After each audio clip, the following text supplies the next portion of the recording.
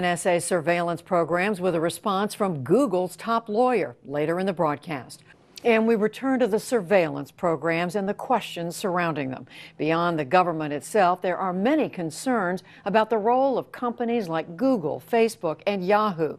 Today, Google sent a letter to the Department of Justice and the FBI saying it wants to be allowed to be more transparent about the government's requests for data, quote, in terms of both the number we receive and their scope.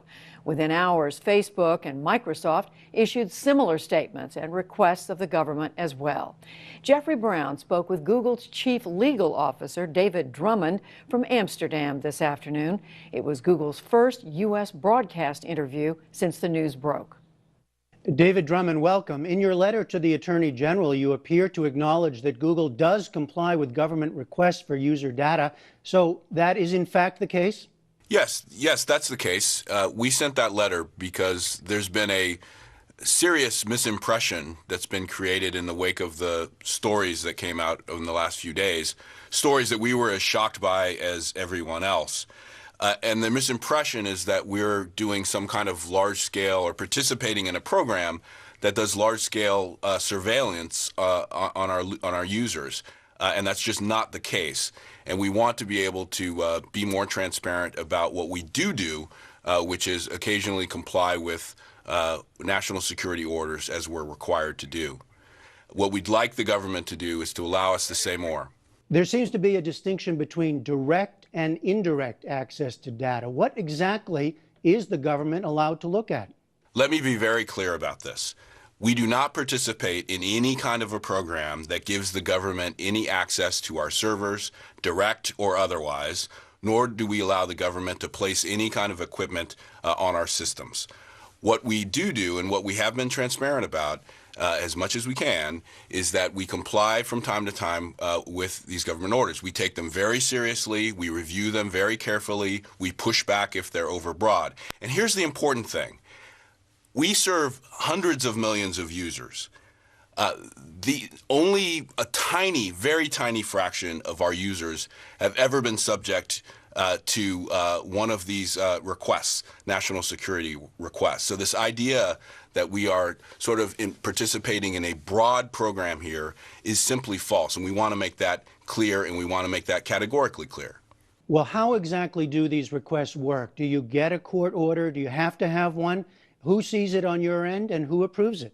Yeah, these are the FISA court orders that you've heard about, and we have a team that handle these directly, and we have experience with those. As I said, we review them very, very carefully, and when we determine that we need to comply, then we deliver the information to the government, and it's very clear. We deliver it to them. We push it out to them. They don't come access it through any machines at Google. Are there specific cases where Google has said no to a request for access? Well, we're on record in other contexts of having pushed back, and so we are willing to push back if something is overly broad. So people who are wondering where are the limits when you do comply, is that a broad brush for data or very targeted and specific with what the government is looking for? Look, one of the things we're asking here, what we wrote in the letter, is that we would like to be able to say more about the number of these requests that we get, what they cover, and be more transparent about it. We've pioneered this concept of being transparent about the government requests that we get. We think it's really important as a check on our behavior, as a check on the government's behavior, and we are asking the Attorney General and the FBI Director to allow us to provide more of that information. But what I can tell you is that these are targeted requests, as I said, of the hundreds and hundreds of millions of users. We're talking about a tiny fraction that's affected, and we'd like to say more about that. And what about sharing with other governments? We're talking about the U.S. government here. Do you get these kinds of requests from other governments, the UK or others?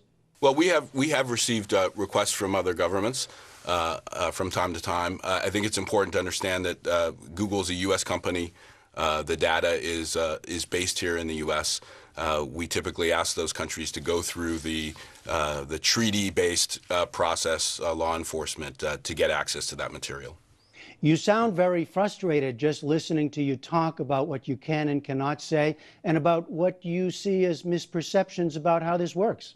Well, yeah, it's a little bit frustrating, but that's why we want to say more, because we want it to be clear that what the actual facts are. And there have been a lot of things being said about our participation in a program that just aren't true. And so we really would like to set the record straight.